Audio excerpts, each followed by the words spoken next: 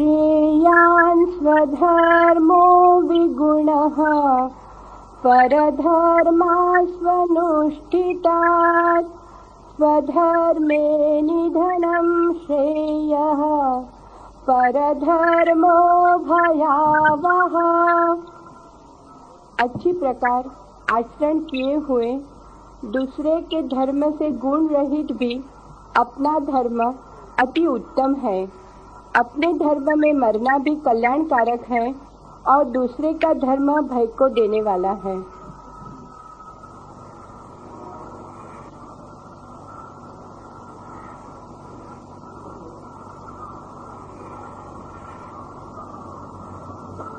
प्रत्येक व्यक्ति की अपनी निजता, अपनी इंडिविजुअलिटी, प्रत्येक व्यक्ति का कुछ अपना निज है, वही उसकी आत्मा है। उस निजता में ही जीना आनंद है और उस निजता से च्युत हो जाना, भटक जाना ही दुख है। कृष्ण के सूत्र में दो बातें कृष्ण ने कही। एक, स्वधर्म में मर जाना भी श्रेयस्कर है। स्वधर्म में भूल चूक से भटक जाना भी श्रेयस्कर है। स्वधर्म में असफल हो जाना भी श्रेयस्कर है, बजाय परधर्म में सफल हो जाने के।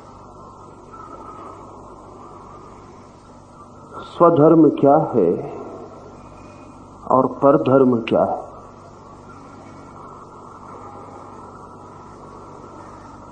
प्रत्येक व्यक्ति का स्वधर्म है और किन्हीं दो व्यक्तियों का एक स्वधर्म नहीं है। पिता का धर्म भी बेटे का धर्म नहीं है, गुरु का धर्म भी शिष्य का धर्म नहीं है। यहां धर्म से अर्थ है स्वभाव,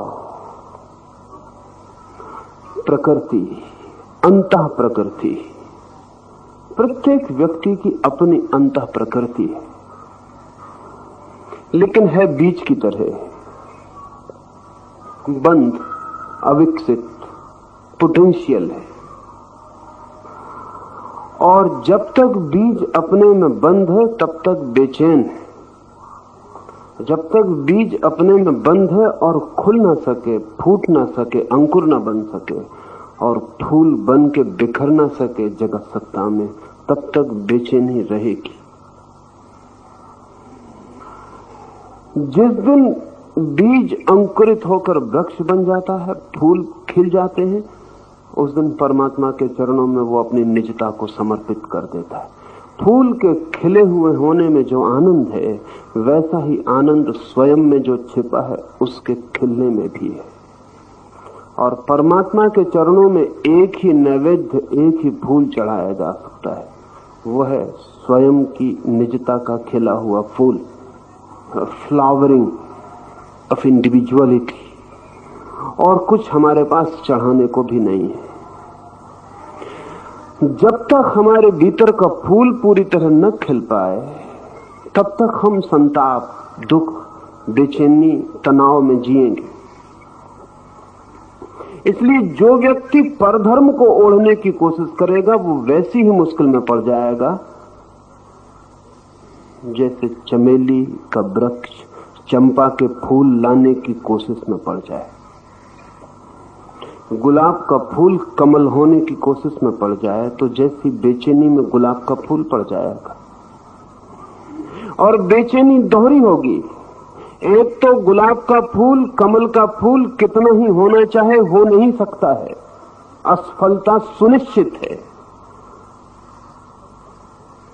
गुलाब का फूल कुछ भी चाहे तो कमल का फूल नहीं हो सकता, न कमल का फूल कुछ चाहे तो गुलाब का फूल हो सकता है। वह असंभव है। स्वभाव के प्रतिकूल होने की कोशिश भर हो सकती है, होना नहीं हो सकता। इसलिए गुलाब का फूल कमल का फूल होना चाहे तो कमल का फूल तो कभी ना हो सकेगा। इसलिए विफलता फ्रस्ट्रेशन, हार, हीनता उसके मन में घूमती रहेगी। और दूसरी उससे भी बड़ी दुर्घटना घटेगी कि उसकी शक्ति कमल होने में नष्ट हो जाएगी और वो गुलाब भी कभी ना हो सकेगा, क्योंकि गुलाब होने के लिए जो शक्ति चाहिए थी वो कमल होने में लगी है। कमल हो नहीं सकता, गुलाब हो नहीं सकेगा जो हो सकता था, क्योंकि शक्ति सीमित है। उचित है कि गुलाब का फूल हो जाए, और गुलाब का फूल चाहे छोटा भी हो जाए तो भी हर्ज नहीं, न हो बड़ा फूल कमल का। गुलाब का फूल छोटा भी हो जाए तो भी हर्ज नहीं, और अगर ना भी हो पाए, गुलाब होने की कोशिश भी कर ले तो भी एक तृप्ति कि जो मैं हो सकता था उसके होने की मैंने पूरी कोशिश की। उस असफलता में भी एक सफलता है कि मैंने वो होने की पूरी कोशिश कर ली है। कुछ बचा नहीं रखा था, कुछ छोड़ नहीं रखा था। लेकिन जो गुलाब कमल होना चाहे वो सफल तो हो नहीं सकता। अगर किसी तरह धोखा देने में सफल हो जाए, आत्मवंचना में, सेल्फ डिसेप्शन में सफल हो जाए, सपना देख ले कि मैं कमल हो गया, सपने देख सकता है, पर धर्म में कभी हो नहीं सकता। सपना देख सकता है कि मैं हो गया, भ्रम में पड़ सकता है कि मैं हो गया। तो वैसी सपने की सफलता से वो छोटा सा गुलाब हो जाना असफल बेहतर है, क्योंकि एक तृप्ति का रस सत्य से मिलता है, स्वप्न से नहीं मिलता है। कृष्ण ने यहां बहुत बीज मंत्र कहा है। अर्जुन को वो कह रहे हैं कि स्वधर्म में जो तेरा धर्म है उसकी तू खोज कर। पहले तू इसको खोज कि तू क्या हो सकता है। तू अभी दूसरी बातें मत खोज कि तेरे वो होने से क्या होगा। सबसे पहले तू ये खोज कि तू क्या हो सकता है। तू जो हो सकता है उसका पहले निर्णय ले ले और फिर वही होने में लग जा और सारी चिंताओं को छोड़ दे। तो ही तू किसी दिन संतृप्ति की अंतिम मुकाम तक पहुंच सकता है। पर धर्म लेकिन हम ओढ़ लेते हैं। इसके दो कारण हैं। एक तो स्वधर्म तब तक हमें पूरी तरह पता नहीं चलता जब तक कि फूल खिल ना जाए। गुलाब को भी पता नहीं चलता तब तक कि उसमें से क्या खिलेगा जब तक गुलाब खिल ना जाए। तो बड़ी कठिनाई है। स्वधर्म क्या है? मर जाते हैं और पता नहीं चलता, जीवन हाथ से निकल जाता और पता नहीं चलता कि मैं क्या होने को पैदा हुआ था, परमात्मा ने किस मिशन पर भेजा था, कौन सी यात्रा पर भेजा था, मुझे क्या होने को भेजा था, मैं किस बात का दूत होकर पृथ्वी पर आया था, इसका मरते दिन तक पता नहीं चलता। न पता चलने में सबसे बड़ी जो बाधा है वो ये है कि चारों तरफ से परधर्म के प्रलोभन मौजूद हैं जो कि पता नहीं चलने देते कि स्वधर्म क्या है। गुलाब तो खिला नहीं है अभी, उसे पता नहीं, लेकिन बगल में कोई कमल खिला है, कोई चमेली खिली, कोई चंपा खिली, वो खिले हुए, उनकी सुगंध पकड़ जाती, उनका रूप पकड़ जाता है, उनका आकर्षण, उनकी नकल पकड़ जाती और मन होता है मैं भी यही हो जाऊं। महावीर के पास से गुजरेंगे तो मन होगा कि मैं भी महावीर हो जाऊं, खिला फूल है वहां। बुद्ध के पास से गुजरेंगे तो मन होगा कैसे मैं बुद्ध हो जाऊं। क्राइस्ट दिखाई पड़ जाएंगे तो प्राण आतुर हो जाएंगे कि ऐसा ही मैं कब हो जाऊं। कृष्ण दिखाई पड़ जाएंगे तो प्राण नाचने लगेंगे और कहेंगे कृष्ण कैसे हो जाऊं। खुद का तो पता नहीं कि मैं क्या हो सकता हूं, लेकिन आसपास खिले हुए फूल दिखाई पड़ सकते और उनमें भटकाव है, क्योंकि कृष्ण इस पृथ्वी पर कृष्ण के सिवाय और कोई दूसरा नहीं हो सकता है। उस दिन नहीं, आज भी नहीं, कल भी नहीं, कभी नहीं। परमात्मा पुनरुक्ति करता ही नहीं है, रिपीटिशन करता ही नहीं। परमात्मा बहुत मौलिक सर्जक, उसने अब तक दोबारा एक आदमी पैदा नहीं किया। हजारों साल बीत गए कृष्ण को हुए, दूसरा कृष्ण पैदा नहीं हुआ। हजारों साल बुद्ध को हो गए, दूसरा बुद्ध पैदा नहीं हुआ। हालांकि लाखों लोगों ने कोशिश की बुद्ध होने की, कोई बुद्ध नहीं हुआ। और हजारों लोगों ने आकांक्षा की है क्राइस्ट होने की, लेकिन कहां कोई क्राइस्ट होता है। बस एक बार इस पृथ्वी पे पुनरुक्ति नहीं है। पुनरुक्ति तो सिर्फ वही करते हैं जिनके सृजन की क्षमता सीमित होती है। परमात्मा के सृजन की क्षमता असीम। अक्सर बुढ़ापे में कवि अपनी पुरानी कविताओं को फिर लिखने लगते। चित्रकार चुक जाते हैं और फिर उन्हीं चित्रों को पेंट करने लगते हैं जिनको वो कई दफे कर चुके। थोड़ा बहुत हेर फेर और फिर वही पेंट कर। आदमी की सीमाएं। खलील जिब्रान ने अपनी पहली किताब प्रोफेट 21 साल की उम्र में लिखी, बस चुक गया। फिर बहुत किताबें लिखी लेकिन वो सब पुनरुक्तियां हैं। फिर प्रोफेट के आगे कोई बात नहीं कह सका। 21 साल में मर गया।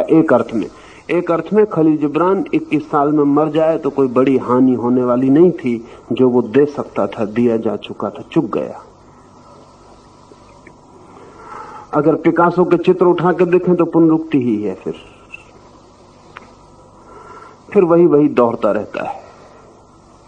फिर आदमी जुगाली करता है, जैसे भैंस घास खा लेती और जुगाली करती रहती, अंदर जो डाल लिया उसी को निकाल के फिर चबा लेती। लेकिन परमात्मा जुगाली नहीं करता। अनंत है उसकी सृजनशीलता, इन्फिनिट क्रिएटिविटी। जो एक दफे बनाया उस मॉडल को फिर नहीं दोहराता। लेकिन हमारा मन होता है कि किसी को देख के हम आकर्षित हो जाते हैं कि ऐसे हो जाएं। बस भूल की यात्रा शुरू हो गई। परधर्म लुभाता है क्योंकि परधर्म खिला हुआ दिखाई पड़ता है। स्वधर्म का पता नहीं चलता क्योंकि वो भविष्य में है, परधर्म अभी है, पड़ोस में खिला है। वो आकर्षित करता है कि मैं भी ऐसा हो जाऊं। तो कृष्ण जब कहते हैं कि स्वधर्म में हार जाना भी बेहतर है परधर्म में सफल हो जाने की बजाय, तो वो ये कह रहे हैं कि परधर्म से सावधान, परधर्म भयावह है। इससे बड़ी फियरफुल कोई चीज नहीं जगत में परधर्म से। दूसरे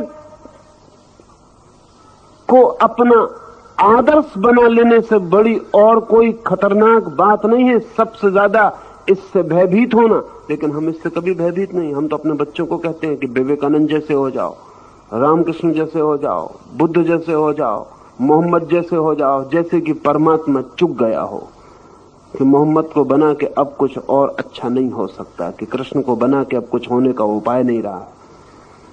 जैसे परमात्मा हार गया और अब आपके लिए सिर्फ रिपीटिशन के लिए भेजा, पुनरुक्ति के लिए, डिट्टो आपको लगा के भेज दिया कि बस हो जाओ किसी के जैसे। जैसे कार्बन कॉपी होने का ही आपका अधिकार है। नहीं, परमात्मा चुकता नहीं है। कृष्ण के सूत्र में बड़े कीमती अर्थ है। भयावह है परधर्म। अगर भयभीत ही होना है तो मौत से भयभीत मत होना। कृष्ण नहीं कहेंगे कि मौत से डरो। जो आदमी कहता है मौत से मत डरो, वो आदमी कहता है परधर्म से डरो। मौत से भी ज्यादा खतरनाक है परधर्म। क्यों? क्योंकि परधर्म सुसाइडल है। जिस आदमी ने दूसरे के धर्म को स्वीकार कर लिया उसने आत्महत्या कर ली। उसने अपनी आत्मा को तो मार ही डाला। अब वो दूसरे की आत्मा की कॉपी ही बनने की कोशिश में रहेगा। और कोई कितनी ही कोशिश करे, आवरण ही बदल सकता है। भीतर की आत्मा तो जो है अपनी वही है, वो कभी दूसरे की नहीं हो सकती। भयावह है मृत्यु से भी ज्यादा परधर्म, क्योंकि आत्मघात है। आत्मघात जिसे हम कहते हैं उससे भी ज्यादा भयावह है, क्योंकि जिसे हम आत्मघात कहते हैं उसमें सिर्फ शरीर मरता है, और जिसे कृष्ण भयावह कह रहे हैं उसमें आत्मा को ही हम दबा के मार डालते हैं, आत्मा को ही घोंट डालते हैं। दूसरे के धर्म से सावधान होने की जरूरत है और स्वधर्म पर दृष्टि लगाने की जरूरत है। इस बात की खोज करने की जरूरत है कि मैं क्या होने को हूं, मैं क्या हो सकता हूं, मेरे भीतर छिपा बीज क्या मांगता है, और साहस पूर्वक उस यात्रा पर निकलने की जरूरत है। इसलिए धर्म सबसे बड़ा दुस्साहसिक काम है, सबसे बड़ा एडवेंचर। न तो चांद पे जाना इतना दुस्साहसिक है, न एवरेस्ट पे चढ़ना इतना दुस्साहसिक है, न प्रशांत महासागर की गहराइयों में डूब जाना इतना दुस्साहसिक है, न ज्वालामुखी में उतर जाने में इतना दुस्साहस है जितना दुस्साहस स्वधर्म की यात्रा पर निकलने में। क्यों? क्योंकि भला चाहे एवरेस्ट पर कोई न पहुंचा हो, लेकिन बहुत लोगों ने पहुंचने की कोशिश की। भला कोई ऊपर तक तेंजिंग और हिलेरी के पहले न पहुंचा हो, लेकिन आदमी के चरण चिन्ह काफी दूर तक अप्रोक्सीमेटली करीब करीब पहुंच गए। यात्री जा चुके उस रास्ते पर। चाहे प्रशांत महासागर में कोई इतना गहरा न गया हो, लेकिन लोग जा चुके हैं। लोग निर्णायक रास्ता छोड़ गए। लेकिन स्वधर्म की यात्रा पर आपके पहले, आपके स्वधर्म की यात्रा पर कोई भी नहीं गया। बिल्कुल अननोन है, 1 इंच कोई नहीं गया। आप ही जाएंगे पहली बार एकदम अज्ञात में छलांग लगानी, जहां कोई नहीं गया। इसलिए परधर्म आकर्षक मालूम पड़ता है, क्योंकि परधर्म में सिक्योरिटी मालूम पड़ती है। नक्शा मिलता है ना परधर्म में। हमें पता है बुद्ध ने क्या क्या किया, तो ठीक वैसे ही पालथी मार के हम भी कुछ करें तो नक्शा हमारे पास होता है। हमें पता है कृष्ण ने क्या किया, तो ठीक है हम भी एक बांसुरी खरीदना है और किसी झाड़ के नीचे खड़े होकर बजाएं। नक्शे हैं पास में। परधर्म में नक्शा है, स्वधर्म अनचार्टर्ड है। कोई नक्शा नहीं, कोई कुतुबनुमा नहीं, कोई रास्ता बताने वाला नहीं, क्योंकि आप ही पहली दफा उस यात्रा पर जा रहे हैं जो आपका स्वधर्म है। इसलिए आदमी डर के दूसरे के रास्ते पर चला जाता है। बंधे बंधाए रास्ते, तैयार पगडंडियां, राजपथ लुभाते हैं कि बंधा हुआ रास्ता है, लोग इस पर जा चुके हैं पहले भी, मैं भी इस पर चला जाऊं। लेकिन ध्यान रहे, दूसरे के रास्ते से कोई अपनी मंजिल पर नहीं पहुंच सकता है। जब रास्ता दूसरे का तो मंजिल भी दूसरे की, और दूसरे की मंजिल पर पहुंच जाने से बेहतर अपनी मंजिल को खोजने में भटक जाना है, क्योंकि भटकना भी सीख बन जाती और भूल भी सुधारी जा सकती है। और भूल से आदमी भूल करने से बचता है। भूल ज्ञान है। अपनी खोज में भटकना और गिरना भी उचित। दूसरे की खोज में अगर बिल्कुल राजपथ है तो भी व्यर्थ, क्योंकि वो आपके मंदिर तक नहीं पहुंचता। स्वधर्म दुस्साहस है, अज्ञात दुस्साहस है, अनजान अपरिचित। यहां रास्ता बना बनाया नहीं है, यहां तो चलना और रास्ता बनाना एक ही बात के 2 ढंग है कहने के। यहां तो चलना ही रास्ता बनाना है। एक बेहर जंगल में आप चलते हैं और रास्ता बनता है। जितना चलते हैं उतना ही बनता है, बेकार है, क्योंकि रास्ता होना चाहिए चलने के पहले, तो उसका कोई सहारा मिलता है। आप चलते हैं जंगल में, लताएं टूट जाती हैं, वृक्षों को हटा लेते हैं, जगह साफ कर लेते हैं, लेकिन उससे कोई हल नहीं होता। आगे फिर रास्ता बनाना पड़ता है। स्वधर्म में चलना ही मार्ग का निर्माण है। इसलिए भटकन तो निश्चित है, लेकिन भटकन से जो भयभीत है वो कहीं परधर्म की सुरक्षापूर्ण सिक्योर्ड यात्रा पर निकल गया तो कृष्ण कहते हैं वो और भी भयपूर्ण है, क्योंकि यहां तुम भटक सकते थे लेकिन वहां तुम पहुंच ही नहीं सकते हो। भटकने वाला पहुंच सकता है। भटकता वही है जो ठीक रास्ते पर होता है। जरा ऐसे समझ लेना उचित होगा। भटकता वही है जो ठीक रास्ते पर होता है, क्योंकि तभी उसे भटकाव का पता चलता है कि भटक गया। लेकिन जो बिल्कुल गलत रास्ते पर होता है वो कभी नहीं भटकता, क्योंकि भटकने के लिए कोई मापदंड ही नहीं होता। दूसरे के रास्ते पर आप कभी नहीं भटकेंगे। रास्ता मजबूती से दिखाई पड़ेगा, कोई चल चुका है, आप लकीर पीटते हुए चले जाएं। लेकिन स्वधर्म के रास्ते पर भटकाव का डर, साहस की जरूरत है। इसलिए मैं कहता हूं धर्म बहुत जोखिम है, और उसी जोखिम की वजह से, उसी रिस्क की वजह से हम दूसरे का धर्म चुन लेते हैं। बेटा बाप का चुन लेता है, शिष्य गुरु का चुन लेता है। पीढ़ियां दर पीढ़ियां एक दूसरे के पीछे चलती चली जाती हैं। कोई इसकी फिक्र नहीं करता कि दूसरे का धर्म मेरा धर्म नहीं हो सकता है। मैं एक स्वभाव लेकर आया हूं जिसका अपना स्वर है, जिसका अपना संगीत है, जिसकी अपनी सुगंध है, जिसका अपने जीने का ढंग है। उस ढंग को मुझे विकसित करना होगा। कृष्ण बहुत जोर देके अर्जुन से कहते हैं तू ठीक से पहचान ले तेरा स्वधर्म क्या है। और अर्जुन अगर आंख बंद करे और जरा ध्यान करे तो वो कह सकता है कि उसका स्वधर्म क्या है। हम कभी आंख बंद नहीं करते, नहीं तो हम भी कह सकते हैं कि हमारा स्वधर्म क्या है।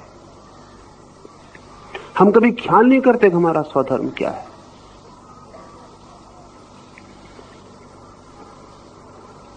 और इसलिए कोई चीज हमें तृप्त नहीं करती। जहां भी जाते हैं वहीं अतृप्ति। आज सारी दुनिया उदास है और लोग कहते हैं जीवन अर्थहीन है। अर्थहीन नहीं है जीवन, सिर्फ स्वधर्म खो गया है, इसलिए अर्थहीनता है। दूसरे के काम में अर्थ नहीं मिलता। अब एक आदमी जो गणित कर सकता है वो कविता कर रहा है, अर्थहीन हो जाएगी कविता। सिर्फ बोझ मालूम पड़ेगा कि इससे तो मर जाना बेहतर, ये कहां का नारकी काम मिल गया। अब जो गणित कर सकता है वो कविता कर रहा है।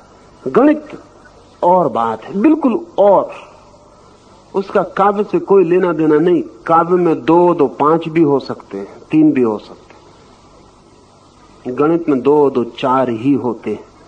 वहां इतना सुविधा नहीं है, इतनी लोच नहीं है। गणित बहुत सख्त, काव्य बहुत लोचपूर्ण, फ्लेक्सिबल। काव्य तो एक बहाव है, गणित एक बहाव नहीं। अब जो गणितज्ञ हो सकता था वो कवि होकर अगर बैठ जाए तो जीवन भर पाएगा कि किसी मुसीबत में पड़ा है, कैसे छुटकारा हो इस मुसीबत से। जो कवि हो सकता था वो गणितज्ञ हो जाए तो कठिनाई खड़ी होने वाली, बहुत कठिनाई खड़ी हो जाने वाली। क्योंकि इन दोनों के जीवन को देखने के ढंग ही भिन्न है। इन दोनों के सोचने की प्रक्रिया अलग है। इनके पास आंखें एक सी दिखाई पड़ती हैं, एक सी है नहीं। मैंने सुना है एक जेल खाने में 2 आदमी एक ही दिन बंद किए गए। सांझ पूर्णिमा की रात, चांद निकला है, दोनों सींचों को पकड़ के खड़े हैं। एक के चेहरे पर इतना आह्लाद है कि जैसे उसे स्वर्ग का खजाना मिल गया हो जेल के सींचों के भीतर। दूसरे के चेहरे पर ऐसा क्रोध है कि अगर उसका बस चले तो सब आग लगा दे, जैसे नरक में खड़ा हो। उस दूसरे आदमी ने पास खड़े आदमी से कहा, इतने प्रसन्न दिखाई पड़ रहे हो, पागल तो नहीं हो, ये जेल खाना है, इतनी प्रसन्नता।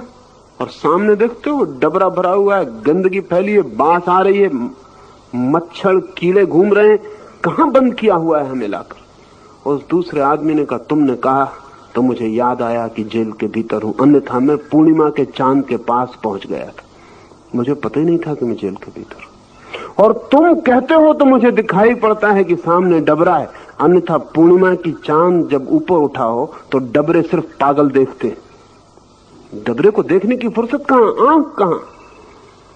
ये दोनों आदमी एक ही साथ खड़े हैं, एक ही जेल खाने में।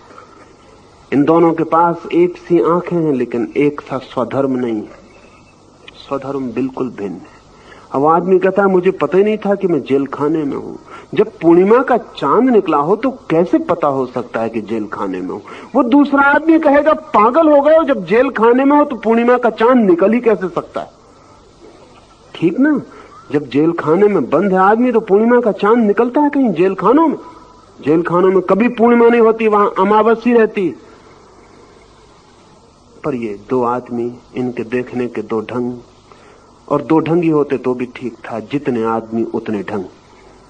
स्वधर्म का मतलब है पृथ्वी पर जितनी आत्माएं हैं उतने धर्म हैं, उतने स्वभाव हैं। 2 कंकड़ भी एक जैसे खोजना मुश्किल है, 2 आदमी तो खोजना बहुत ही मुश्किल। सारी पृथ्वी को छान डालें तो 2 कंकड़ भी नहीं मिल सकते जो बिल्कुल एक जैसे हों। आदमी बड़ी घटना है। कंकड़ों तक के संबंध में परमात्मा व्यक्तित्व देता है तो आदमी के संबंध में तो देता ही है। इसलिए कृष्ण कहते हैं खोज, पीछे देख, लौट के देख, तू क्या हो सकता है। अर्जुन को कृष्ण अर्जुन से भी ज्यादा बेहतर ढंग से जानते हैं। कृष्ण की आंखें अर्जुन को आर पार देख पाती हैं। अब पश्चिम में मनोविज्ञान कह रहा है कि प्रत्येक नर्सरी स्कूल में, किंडरगार्टन में, प्रत्येक स्कूल में प्राइमरी मनोवैज्ञानिक होने चाहिए जो प्रत्येक व्यक्ति का एप्टीट्यूड, अगर कृष्ण की भाषा में कहें तो स्वधर्म, उस बच्चे का झुकाव पता लगाएं। और मनोवैज्ञानिक कहे कि इस बच्चे का ये झुकाव है तो बाप उस बच्चे का कुछ भी कहे कि इसको डॉक्टर बनाना है। अगर मनोवैज्ञानिक कहे कि इसे चित्रकार, तो बाप की नहीं चलनी चाहिए। सरकार कहे कि इसे डॉक्टर बनाना है तो सरकार की नहीं चलनी चाहिए। सरकार कितनी कहे कि हमें डॉक्टरों की जरूरत है, हमें पेंटर की जरूरत नहीं, तो भी नहीं चलनी चाहिए, क्योंकि ये आदमी डॉक्टर हो ही नहीं सकता। हाँ, डॉक्टर की डिग्री इससे मिल सकती है, लेकिन ये डॉक्टर हो नहीं सकता। इसके पास चिकित्सक का एप्टीट्यूड नहीं है, इसके पास वो गुणधर्म नहीं है। इसलिए पश्चिम का मनोवैज्ञानिक इस सत्य को समझने के करीब आ गया है और वो कहता है अब तक बच्चों के साथ जाति हो रही है। कभी बाप तय कर लेता है कि बेटे को क्या बनाना, कभी माँ तय कर लेती है, कभी कोई तय कर लेता है, कभी समाज तय कर देता है कि इंजीनियर की ज्यादा जरूरत है, कभी बाजार तय कर देता है, मार्केट वैल्यू होती डॉक्टर की ज्यादा है, इंजीनियर की ज्यादा है, कभी किसी की ज्यादा है। इन सब से तय हो जाता है। सिर्फ एक व्यक्ति जिसे तय किया जाना चाहिए था वो भर तय नहीं करता। वो उस व्यक्ति की अंतरात्मा से कभी नहीं खोजा जाता कि आदमी क्या होने को है। बाजार तय कर देगा, माँ बाप तय कर देंगे, हवा तय कर देगी, फैशन तय कर देगी कि क्या होना है। स्वभावतः मनुष्य विचलित हो गया है, क्योंकि कोई मनुष्य वो नहीं हो पाता जो हो सकता है। और जब कभी भी हम करोड़ों लोगों में एक आदमी वही हो जाता है जो होने को पैदा हुआ था, तो उसका आनंद और उसका नृत्य और उसका गीत और उसकी जिंदगी में जो खुशी है, फिर हम तड़पते हैं कि ये खुशी हमको कैसे मिले, कौन सा मंत्र पढ़ें, कौन सा ग्रंथ पढ़ें, ये खुशी कैसे मिले। सच बात यह है कि खुशी सिर्फ स्वधर्म के फुलफिलमेंट से मिलती और किसी तरह मिलती नहीं। बाकी सब समझाने की तरकीबें, कंसोलेशन से। सिर्फ आदमी को आनंद उसी दिन मिलता है जिस दिन उसके भीतर का बीज पूरा खिल जाता और फूल बन जाता। उस दिन वो परमात्मा के चरणों में समर्पित कर पाता है। उस दिन वो धन्य भागी हो जाता। उस दिन वो कह पाता है प्रभु तेरी अनुकंपा है, तेरी कृपा है, धन्य भागी हूं कि तूने मुझे पृथ्वी पर भेजा है। अन्यथा जिंदगी भर वो कहता रहता है कि मेरे साथ अन्याय हुआ, मुझे क्यों पैदा किया है, क्या वजह मुझे सताने की, मुझे क्यों ना उठा लिया जाए। कामू ने अपनी एक किताब का प्रारंभ एक बहुत अजीब शब्द से किया है। लिखा है, the only metaphysical problem before human kind is suicide. मनुष्य जाति के सामने एक ही धार्मिक, आध्यात्मिक, दार्शनिक प्रश्न है, सवाल है, और वो है आत्महत्या। कि हम आत्महत्या क्यों न कर लें। रहने की क्या प्रयोजन है, क्या अभिप्राय है, क्या अर्थ है। ठीक कहता है वो।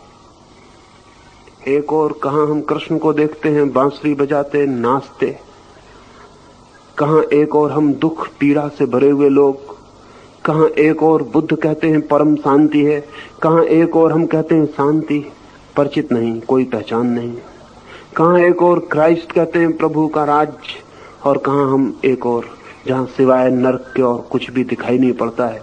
या तो ये सब पागल हैं या हम चूक गए हैं कहीं।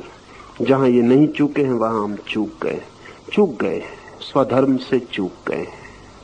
इसलिए मैं भी दोहराता हूं, स्वधर्म में असफल हो जाना भी श्रेयस्कर, परधर्म में सफल हो जाना भी अश्रेयस्कर। स्वधर्म में मर जाना भी उचित, परधर्म में अनंत काल तक जीना भी नरक। स्वधर्म में एक क्षण भी जो जी ले वो मुक्ति को अनुभव कर लेता है। एक क्षण भी अगर मैं पूरी तरह वही हो जाऊं जो परमात्मा ने चाहा है कि मैं हूं, बस उससे ज्यादा प्राणों की और कोई प्यास नहीं।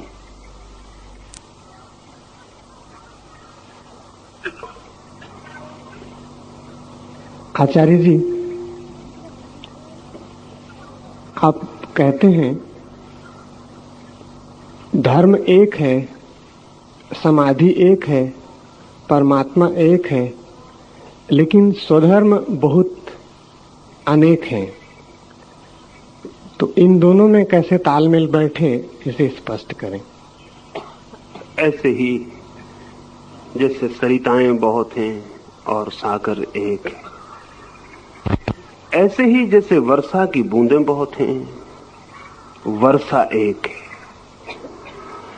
ऐसे ही जैसे गुलाब अलग है, कमल अलग है, लेकिन फ्लावरिंग एक है, फूल हो जाना एक है, खिल जाना एक है। स्वधर्म अलग अलग हैं, धर्म अलग नहीं है। और जिस दिन स्वधर्म की, मैं अपने स्वधर्म की पूर्ति करता हूं और आप अपने स्वधर्म की पूर्ति करते हैं, तो जिस मंदिर पर हम पहुंच जाते हैं वो एक है, लेकिन रास्ते अलग हैं। जिस रास्ते आप पहुंचते हैं वो मेरा रास्ता नहीं, जिस रास्ते मैं पहुंचता हूं वो आपका रास्ता नहीं। एक कवि भी अपने गीत को गा के उसी आनंद को उपलब्ध हो जाता है जो एक गणितज्ञ अपने सवाल को हल करके होता है, लेकिन सवाल अलग और कविता अलग। एक चित्रकार भी अपने चित्र को बना के उसी आनंद को उपलब्ध हो जाता है जैसे एक नृत्यकार नाच के होता है, लेकिन नाचना अलग, चित्रकारी अलग, वो आनंद एक है। स्वधर्म जहां पहुंचा देता है वो मंजिल एक है। जैसे पहाड़ पर हम चढ़ते हो अपने अपने रास्तों से और सब शिखर पर पहुंच जाएं, वो शिखर पर पहुंच जाना एक, उस शिखर पर हवाएं और सूरज और आकाश और चूमते हुए बादल वो एक, लेकिन जिन रास्तों से हम आए वो सब अलग। दो आदमी एक रास्ते से नहीं पहुंचते शिखर तक, क्योंकि दो आदमी एक जगह नहीं खड़े हैं, एक जगह खड़े भी नहीं हो सकते। जो जहां खड़ा है वहीं से तो यात्रा शुरू करेगा। अब मैं यहां बैठा हूं, आप सब अगर मेरी तरफ चलना शुरू करें तो आप वहीं से शुरू करेंगे ना जहां आप बैठे हैं, और आप अपनी जगह अकेले ही बैठे हैं, आपकी जगह और कोई नहीं बैठा हुआ है। दूसरे जहां बैठे हैं वहां से चलेंगे। दिशाएं अलग होंगी, ढंग चलने के अलग होंगे, चलने की शक्तियां अलग होंगी, चलने के इरादे अलग होंगे, पहुंचने के ख्याल अलग होंगे, पहुंच जाएंगे एक जगह। जैसे सब सरिताएं सागर में पहुंच जाती, ऐसे ही सब स्वधर्म महाधर्म में पहुंच जाते। वो धर्म एक है, लेकिन वो धर्म उस दिन मिलता है जिस दिन स्व मिट जाता है। अर्जुन से अभी कृष्ण उस धर्म की बात नहीं कर रहे, उसकी भी बात करेंगे। तब वो अर्जुन से कहेंगे सर्वधर्मान परित्यज्य, वो उसकी भी बात करेंगे। वो कहेंगे अब तू सब धर्म छोड़ दे। अभी वो कह रहे हैं स्वधर्म पकड़ ले, यही कृष्ण अर्जुन से कहेंगे अब तू सब धर्म वर्म छोड़, अब तू मुझ में आ जा। हम गंगा से नहीं कह सकते कि तू यमुना के रास्ते पे चल, हम यमुना से नहीं कह सकते तू सिंधु के रास्ते पे चल, हम सिंधु से नहीं कह सकते तू ब्रह्मपुत्र के रास्ते पे चल। लेकिन फिर सागर के किनारे पहुंचेंगी वे, और सागर कहेगा आ जाओ, सब अपने रास्तों को छोड़ो और मुझ में आ जाओ। चलेंगी अपने रास्ते पर, फिर एक दिन रास्ते भी छोड़ देने पड़ते हैं। जिस दिन मंजिल मिल जाती है उस दिन रास्ता छोड़ देना पड़ता है। मंजिल मिलके जो रास्ते को पकड़े रहे वो पागल। परमात्मा सामने आ जाए और स्व को पकड़े रहे वो पागल। लेकिन परमात्मा सामने ना हो और कोई पर को पकड़ ले परमात्मा की जगह, वो भी पागल। पर परमात्मा नहीं है, दी अदर, पर परमात्मा नहीं। तब तक यही फिक्र करें जब तक सागर नहीं मिलता, तब तक नदी अपने रास्ते को पकड़े रहे, और जिस दिन सागर मिले नाचे और लीन हो जाए, उस दिन सब रास्ते छोड़ दे, तट तोड़ दे। फिर उस दिन मोह ना करे कि इन तटों ने इतने दिन साथ दिया, अब कैसे छोड़ूं। फिर उस दिन चिंता ना करे कि जिन रास्तों ने यहां तक पहुंचाया उन्हें कैसे छोड़ूं। रास्तों ने यहां तक पहुंचा ही इसलिए कि अब यहां उन्हें छोड़ दो, बस रास्ते समाप्त हुए। धर्म वहां मिलता है जहां स्वधर्म लीन हो जाता। तीन बातें हुई, परधर्म, स्वधर्म, धर्म। हम परधर्म में जीते। अर्जुन परधर्म के लिए लालायित हो रहा है छत्री, एप्टीट्यूड उसका वही है। अगर मनोवैज्ञानिक कहते तो वो कहते कि तू कुछ और नहीं कर सकता, तेरी आत्मा निखरेगी तेरी तलवार की चमक के साथ, तू जागेगा उसी क्षण में जहां प्राण दांव पर होंगे। तू कोई आंख बंद करके ध्यान करने वाला आदमी नहीं है। तुझे ध्यान लगेगा, लेकिन लगेगा युद्ध की प्रखरता में, इंटेंसिटी में। वहां तू लीन हो जाएगा, वहां तू भूल जाएगा। तू ऐसा बैठ के सुबह और ध्यान नहीं कर सकता कि मैं शरीर नहीं हूं।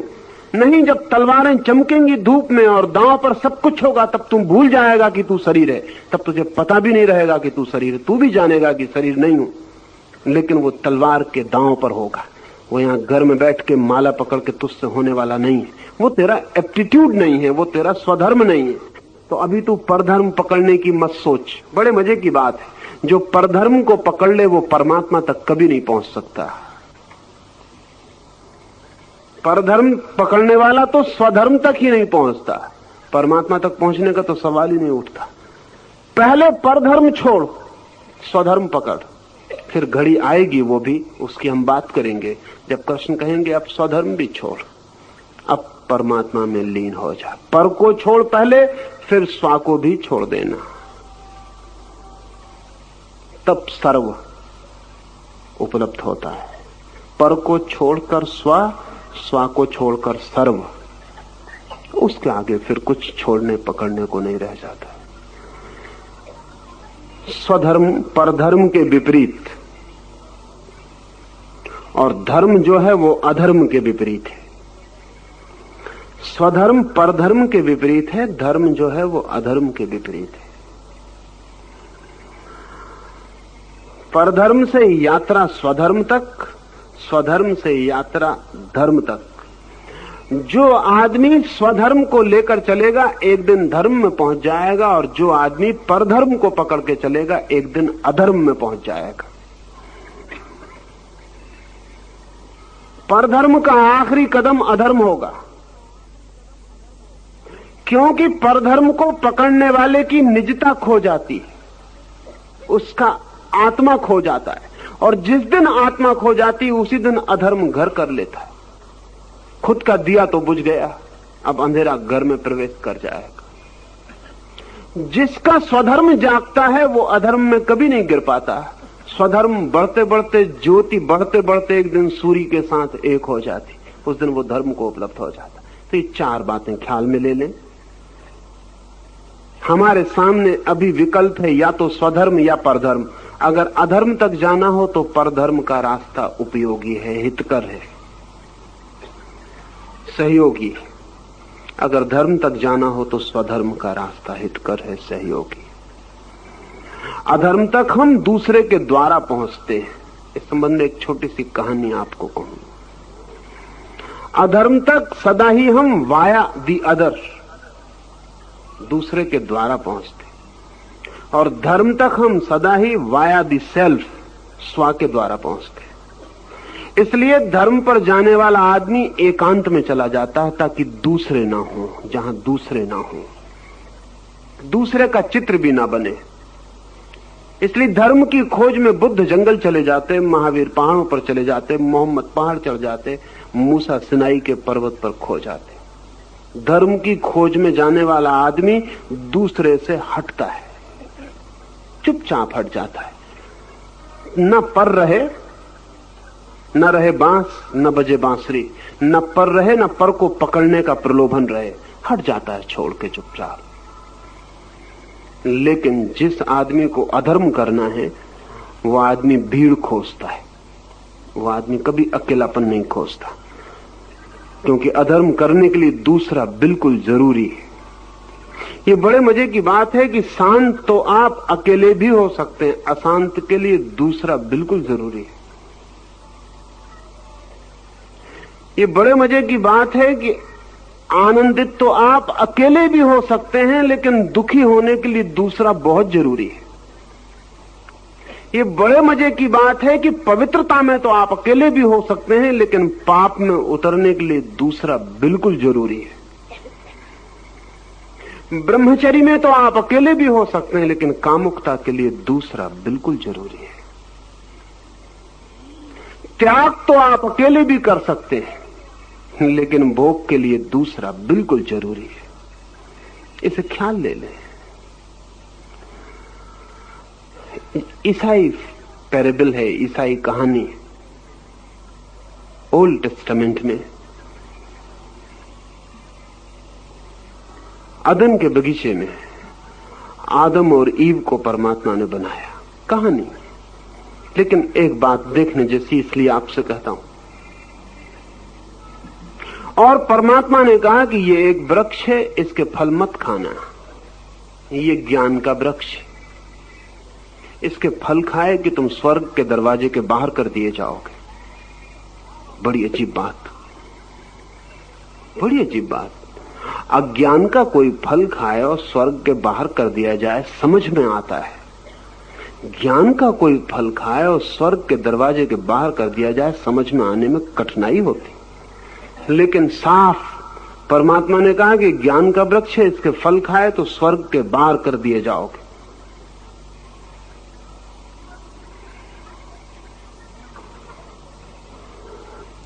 सांप ने आकर ईव को, स्त्री को कहा कि तू पागल है, इस धोखे में मत पड़ना।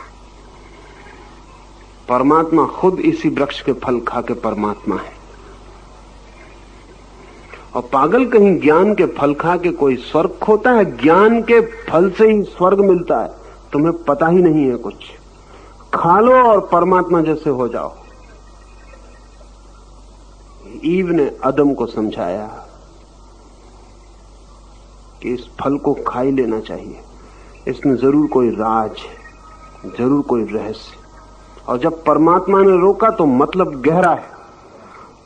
और परमात्मा ज्ञान के फल खाने से रोके तो हमारा दोस्त नहीं दुश्मन है। ज्ञान का फल आदम को भी बात जची, जैसा कि सदा ही स्त्रियों की बातें पुरुषों को जच जाती।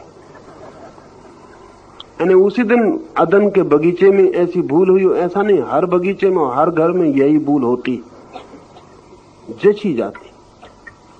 क्योंकि स्त्री परसुएट करने में बहुत कुशल है। उसने फुसलाया आदम को, आदम ने फल खा लिया और तत्काल स्वर्ग के दरवाजे के बाहर निकाल दिए गए। परमात्मा ने कहा आदम तूने फल क्यों खाया? उसने कहा मैं क्या करूं, दूसरे ने मुझे फुसलाया, ईव ने मुझे फुसलाया। ईव से कहा कि तूने इसे क्यों फुसलाया? उसने कहा दूसरे ने मुझे फुसलाया, सांप ने मुझे फुसलाया। ईसाई कहानी कहती है कि दूसरे के मार्ग से पाप आता। इस कहानी में दो तीन बातें हैं, दूसरे के मार्ग से। और इसमें एक और बात ख्याल करने की है, और वो ये कि ज्ञान के फल ने आदमी को स्वर्ग के बाहर क्यों कर दिया? क्योंकि जैसे ही आदम ने फल खाया और जैसे ही ईव ने फल खाया उस ट्री ऑफ नॉलेज का, ज्ञान के वृक्ष का, वैसे ही आदम को पता चला कि मैं नंगा हूं, ईव को पता चला कि मैं नग्न हूं। उसने जल्दी से पत्ते रख के अपनी नग्नता ढांकी। परमात्मा ने कहा कि तुमने ज्ञान तो पा लिया लेकिन सरलता खो दी, और सरलता में ही स्वर्ग है। कॉन्शसनेस में नहीं, ज्ञान में नहीं, सरलता में। अब तक तुम बच्चों जैसे सरल थे, नग्न थे तो तुम्हें पता न था कि तुम नग्न हो। अब तुम बच्चों जैसे सरल ना रहे, अब तुम चालाक हो गए, अब तुम कनिंग हो गए, अब तुम कैलकुलेटिंग हो गए, अब तुम हिसाब लगाने लगे कि नग्न है, ऐसा है, वैसा है। अब तुम सवाल उठाओगे, अब तुम सवालों में उलझोगे और गिरोगे। ज्ञान का फल इसलिए, जो ज्ञान इसलिए सरलता को नष्ट कर दे वो धोखा है, ज्ञान नहीं है। नाम ही उसका ज्ञान है। जो ज्ञान सरलता को वापस लौटा दे वही ज्ञान है।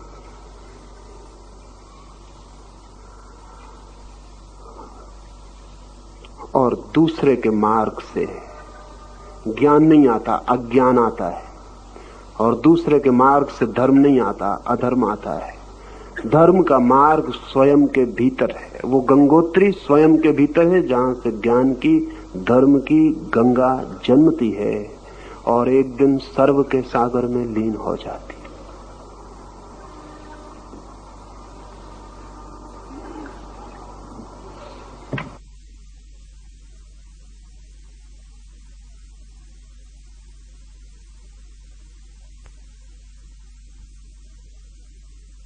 श्री अर्जुनुवाच अथ केन प्रयुक्तोऽयं पापं चरति पुरुष अनिच्छनपि वाष्णेय बलातीव नियोजिता। श्री भगवानुवाच काम एष क्रोध एष रजो गुण समुद्भव महाशन महापाप्मा विद्येनम। यह बलात्कार से लगाए हुए के सदृश न चाहता हुआ भी किससे प्रेरा हुआ पाप का आचरण करता है। इस प्रकार अर्जुन के पूछने पर श्री कृष्ण बोले, हे अर्जुन, रजोगुण से उत्पन्न हुआ यह काम ही क्रोध है। यही महाअश्न अर्थात अग्नि के सदृश भोगों से न तृप्त होने वाला और बड़ा पापी है। इस विषय में इसको ही तू वैरी जान।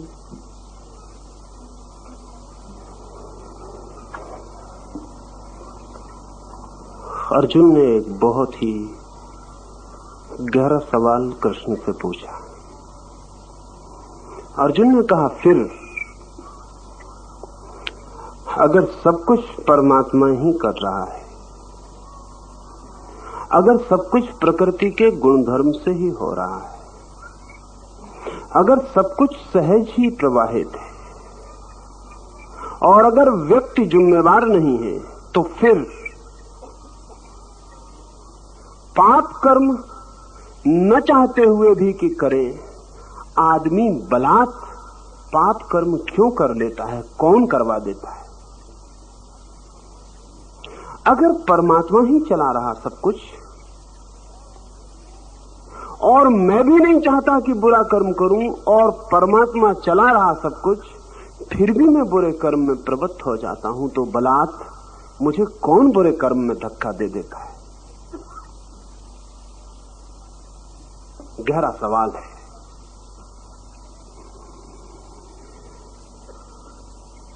कहना चाहिए कि मनुष्य जाति में जो गहरे से गहरे सवाल उठाए गए हैं, उनमें से एक है। सभी धर्मों के सामने, चाहे हिब्रू, चाहे ईसाई, चाहे मोहम्मदन, चाहे हिंदू, चाहे जैन, गहरे से गहरा सवाल ये उठा है कि अगर परमात्मा ही चला रहा है और हम भी नहीं चाहते, और फिर आप तो कहते हैं कि हमारे चाहने से कुछ होता नहीं, हम चाहें भी तो भी परमात्मा जो चाहता है उससे अन्यथा नहीं हो सकता, और हम चाहते भी नहीं कि बुरा कर्म करें और परमात्मा तो चाहेगा क्योंकि बुरा कर्म हो, फिर कौन हमें धक्के देता है और बलात् बुरे कर्म करवा लेता है? फ्रॉम वेयर इज इविल, ये बुराई कहां से आती है? अलग अलग चिंतकों ने अलग अलग उत्तर खोजे। जो बहुत गहरे नहीं गए, उन्होंने कहा शैतान है, वो करवा लेता है। उत्तर खोजना जरूरी था, लेकिन कोई बहुत गहरा उत्तर नहीं। वो कहते हैं डेविल है, एक पापात्मा है, वो सब करवा लेती। लेकिन ये उत्तर बहुत गहरा नहीं है, क्योंकि अर्जुन को अगर ये उत्तर दिया जाए तो अर्जुन कहेगा वो परमात्मा उस पापात्मा पर कुछ नहीं कर पाता, वो परमात्मा उस शैतान को कुछ नहीं कर पाता। तो क्या वो शैतान परमात्मा से भी ज्यादा शक्तिशाली है? और अगर शैतान परमात्मा से ज्यादा शक्तिशाली, तो मुझे परमात्मा के चक्कर में क्यों उलझाते हो? मैं शैतान को ही नमस्कार करूं।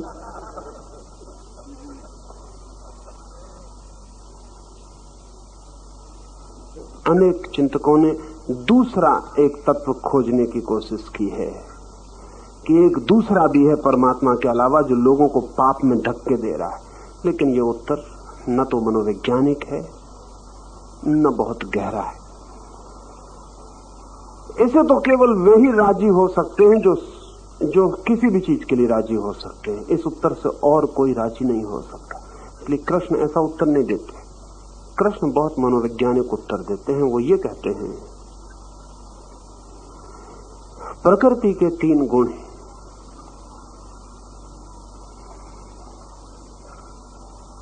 रजस, तमस और सत्व।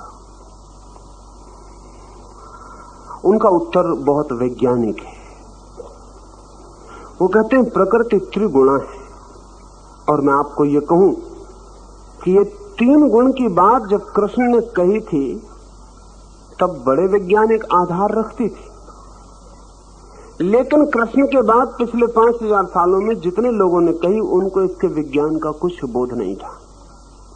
दोहराते रहे, लेकिन अभी पश्चिम में पिछले 20 साल में विज्ञान ने फिर कहा कि प्रकृति त्रिगुणा है। जिस दिन हम आधुनिक सदी में परमाणु का विश्लेषण कर सके, परमाणु को तोड़ सके, उस दिन बड़ी चकित होकर हमें पता चला कि परमाणु 3 हिस्सों में टूट जाता है। पदार्थ का जो अंतिम परमाणु है वो 3 हिस्सों में टूट जाता है, इलेक्ट्रॉन, न्यूट्रॉन और पॉजिट्रॉन में टूट जाता है। और वैज्ञानिक कहते हैं कि इन 3 के बिना परमाणु नहीं बन सकता। और इन 3 के जो गुणधर्म हैं वे ही गुणधर्म हैं जो सत्व, रज और तम के। ये 3 जो काम करते हैं वे वही काम करते हैं जो हम बहुत पुराने दिनों से सत्व, रज और तम शब्दों से लाते थे। उसमें तमस जो है, इनर्शिया, वो अवरोध का तत्व है, स्थिरता का तत्व है। अगर तमस ना हो तो जगत में कोई भी चीज स्थिर नहीं रह सकती।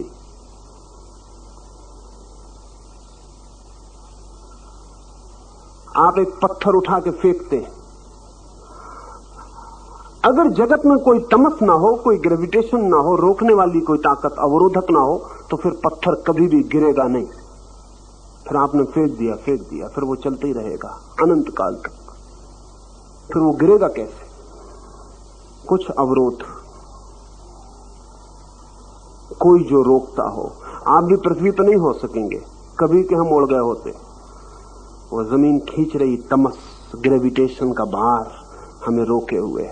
अभी जो अंतरिक्ष यात्री अंतरिक्ष यात्रा पर गए, उनकी बड़ी से बड़ी कठिनाइयों में एक कठिनाई ये है कि जैसे ही जमीन के ग्रेविटेशन के बाहर होते हैं 200 मील के पार, वैसे ही कशिश समाप्त हो जाती है, तो आदमी गुब्बारे जैसा हो जाता है, जैसे गैस भरा गुब्बारा उड़ने लगता।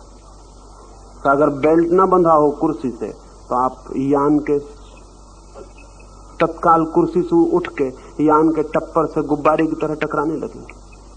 फिर नीचे भी उतर नहीं सकते, कोई ताकत काम नहीं करती नीचे उतरने के लिए। चांद पर यही कठिनाई है, क्योंकि तमस चांद का कम है, 8 गुना कम है। इसलिए चांद पर अगर हम मकान बनाएंगे तो चोर 8 गुना ऊंची छलांग लगा सकता है। फुटबॉल को वहां चोट मारेगा खिलाड़ी, तो यहां जमीन पर जितनी ऊंची जाती है उससे 8 गुने ऊंची चली जाएगी।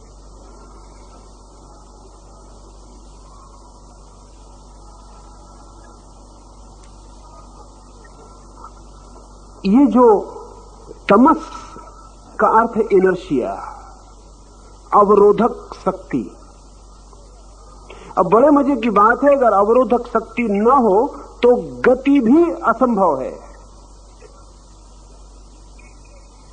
गति भी इसीलिए संभव है कि अवरोधक शक्ति का उपयोग कर पाते हैं। आपकी कार में जैसे ब्रेक ना हो, फिर गति भी संभव नहीं है, आप पक्का समझ लेना। फिर कार चलनी भी संभव नहीं है, इसका मतलब नहीं कि नहीं चल सकती, चल गई, बस एक ही दफे चल गई। उसमें वो ब्रेक भी चाहिए जो अवरोधक है। एक्सीलरेटर ही काफी नहीं है, उसमें अवरोधक। जीवन एकदम विस्फोट हो जाए अगर उसमें रोकने वाली ताकत ना हो। इनर्शिया, तमस जो है वो रोकने वाली ताकत है। तेजस जो है वो गति की, मूवमेंट की ताकत है। ये उल्टी ताकतें हैं। तमस रोकता, रजस गति देता,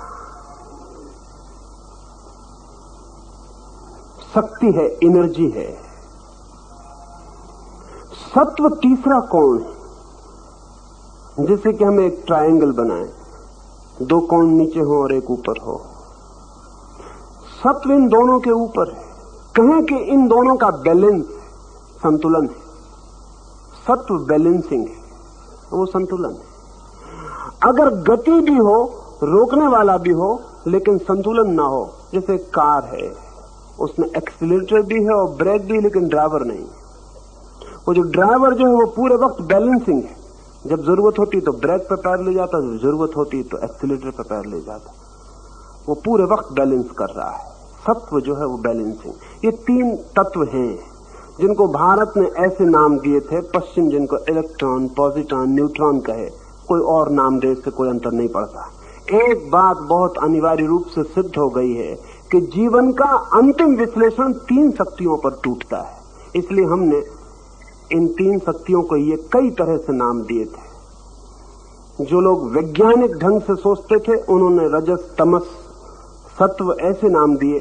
जो लोग मेटाफोरिकल, काव्यात्मक ढंग से सोचते थे उन्होंने कहा ब्रह्मा, विष्णु, महेश। उनका भी काम वही है, वो 3 नाम भी यही काम करते। उसमें ब्रह्मा सर्जक शक्ति है, विष्णु सस्टेनिंग, संभालने वाले, और शिव विनाश करने वाले। उन 3 के बिना भी नहीं हो सकता। ये जो इलेक्ट्रॉन, न्यूट्रॉन और पॉजिट्रॉन है, ये भी ये 3 काम करते हैं। उसमें जो न्यूट्रॉन है वो नेगेटिव है, वो ठीक शिव जैसा है, निगेट करता है, तोड़ता है, नष्ट करता है। उसमें जो पॉजिट्रॉन है वो ब्रह्मा जैसा है, पॉजिटिव है, इसलिए पॉजिट्रॉन उसका नाम है। वो विधायक है, वो निर्माण करता है। और उसमें जो इलेक्ट्रॉन है वो न नेगेटिव है न पॉजिटिव है, वो सस्टेनिंग है, वो बीच में है, बैलेंसिंग है। कृष्ण कहते हैं कि मनुष्य के भीतर जो भी घटित होता है बाहर और भीतर, वो इन 3 शक्तियों का खेल है। इन 3 शक्तियों के अनुसार सब घटित होता है। आदमी धकाया जाता, रोका जाता, जन्माया जाता, मरण को उपलब्ध होता, हंसी को उपलब्ध होता, रोने को उपलब्ध होता, वो इन सारी 3 शक्तियों का काम है। ये 3 शक्तियां अपना काम करती रहती हैं। ये परमात्मा के 3 रूप जीवन को सृजन देते रहते हैं। अर्जुन पूछता है फिर नहीं भी हम करना चाहते फिर कौन करवा लेता? आप तो चाहते हैं कि जमीन पर न गिरे, लेकिन जरा पैर फिसला कि गिर जाते। कोई शैतान गिरा देता? कोई शैतान नहीं गिरा। तो ग्रेविटेशन अपना काम करता। आप नहीं गिरना चाहते, माना, स्वीकृत कि आप नहीं गिरना चाहते, लेकिन उल्टे सीधे चलेंगे तो गिरेंगे। आप नहीं गिरना चाहते तो भी गिरेंगे, पैर पे पलस्तर लगेगा। आप डॉक्टर से कहेंगे मैं नहीं गिरना चाहता था, और परमात्मा तो टांग तोड़ता नहीं किसी की, क्यों तोड़ेगा? इतना बुरा तो नहीं हो सकता कि अकारण मुझ भले आदमी के जो गिरना भी नहीं चाहता उसकी टांग तोड़ दे, लेकिन मेरी टांग क्यों टूट गई? तो डॉक्टर वही उत्तर देगा जो कृष्ण ने दिया। डॉक्टर कहेगा ग्रेविटेशन की वजह से, जमीन में गुरुत्वाकर्षण है, आप कृपा करके संभल के चलें। उल्टे सीधे चलेंगे तो ग्रेविटेशन टांग तोड़ देगी। क्योंकि प्रत्येक शक्ति अगर हम उसके अनुकूल न चलें तो नुकसान पहुंचाने वाली हो जाती, अगर अनुकूल चलें तो नुकसान पहुंचाने वाली नहीं होती। प्रत्येक शक्ति का उपयोग अनुकूल और प्रतिकूल हो सकता। अब मनुष्य के भीतर कौन सी शक्तियां हैं जो उसे बलात्, जैसे कि एक आदमी नहीं गिरना चाहता और गिर जाता और टांग टूट जाती, और एक आदमी क्रोध नहीं करना चाहता और क्रोध हो जाता और खोपड़ी खुल जाती, या दूसरे की खुल जाती या खुद की खुल जाती। क्या कौन कर जाता है ये सब? परमात्मा। परमात्मा को क्या प्रयोजन है? और परमात्मा ऐसे काम करे तो परमात्मा हम उससे कैसे कहेंगे? कोई कहेगा शैतान, कृष्ण नहीं कहते। कृष्ण कहते हैं सिर्फ जीवन की शक्तियां काम कर रही हैं। मनुष्य के भीतर क्रोध है, वो भी अनिवार्य तत्व है। कहें कि वो हमारे भीतर नेगेटिव फोर्स है। क्रोध विनाश की शक्ति है हमारे भीतर। प्रेम हमारे भीतर निर्माण की शक्ति है, और विवेक हमारे भीतर बैलेंसिंग फोर्स है। जो आदमी विवेक को छोड़कर सारी शक्ति क्रोध में लगा देगा, वो बलात् नरक की तरफ चलने लगेगा, नहीं चाहेगा तो भी जाएगा। जो सारी शक्ति प्रेम की ओर लगा देगा, वो बलात् स्वर्ग की ओर जाने लगेगा, चाहे चाहे और चाहे ना चाहे। उसके जीवन में सुख उतरने लगेगा। और जो आदमी बैलेंस कर लेगा और समझ लेगा कि दुख और सुख और दोनों के बीच में अलग, वो आदमी मुक्ति और मोक्ष की दिशा में यात्रा कर जाएगा। इसलिए हमारे पास 3 शब्द और समझ लेने जैसे हैं, स्वर्ग, नरक और मोक्ष। स्वर्ग में वो जाता है जो अपने भीतर की विधायक शक्तियों के अनुकूल चलता है, नरक में वो जाता है जो अपने भीतर विनाशक शक्तियों के अनुकूल चलता है, मोक्ष में वो जाता है जो दोनों के अनुकूल नहीं चलता, दोनों को संतुलित करके दोनों को ट्रांसेंड कर जाता, परा हो जाता, अतीत हो जाता। कृष्ण कह रहे हैं शक्तियां हैं और इन तीन शक्तियों के बिना जीवन नहीं हो सकता है। इसलिए अर्जुन, कौन तुझे धक्का देता है ऐसा मत पूछ, ये समझ कि धक्का तेरे भीतर से कैसे निर्मित होता है। क्रोध, काम, अहंकार, अगर उनके प्रति तू अति से झुक जाता है तो जो तू नहीं चाहता वो तुझे करना पड़ता है। कभी आपने देखा काम वासना मन को पकड़ ले? कहना ठीक नहीं है कि काम वासना मन को पकड़ ले, कहना यही ठीक होगा कि जब आप काम वासना को मन को पकड़ लेने देते हैं, आप जब पकड़ लेने देते हैं, और ध्यान रहे काम वासना आपके बिना पकड़ाए आपको नहीं पकड़ती है। हाँ, एक सीमा होती है हर चीज की, उसके पार मुश्किल हो जाता है रोकना। एक सीमा होती है। जगह जगह हमने कार के ट्रैफिक पे लिखा हुआ है कि यहाँ 5 मील रफ्तार। क्यों? क्योंकि वहां इतने ज्यादा लोग गुजर रहे हैं कि अगर 30 मील रफ्तार हो तो रोकना समय पर मुश्किल है, 5 मील हो तो समय पर रोकना आसान है। जहां लोग कम गुजर रहे हैं वहां 70 मील भी हो तो कोई हर्ज नहीं, वहां समय पर 70 मील भी रोकना आसान है। हर चीज की एक सीमा है। सिगमंड फ्रायड एक कहानी कहा करता था। वो कहा करता था कि एक छोटे से गांव में एक गरीब म्युनिसिपल कमेटी ने गांव का कचरा ढोने के लिए एक घोड़ा खरीदा, बैलगाड़ी, एक घोड़ा गाड़ी के लिए। लेकिन गरीब थी म्युनिसिपैलिटी और कहते हैं गांव बड़ा बुद्धिमान था। बुद्धिमान था ऐसा कहें या लोगों में ऐसी मजाक प्रचलित थी कि गांव बहुत बुद्धिमान है। गांव को ऐसा ख्याल था कि बहुत बुद्धिमान है, हालांकि वो जो भी करता था वो बुद्धिहीनता के काम होते थे। म्युनिसिपल ने एक घोड़ा खरीदा, लेकिन घोड़े को घास, दाना, पानी इतना महंगा पड़ने लगा कि म्युनिसिपल के बजट पर भारी हुआ। गरीब छोटी सी म्युनिसिपल।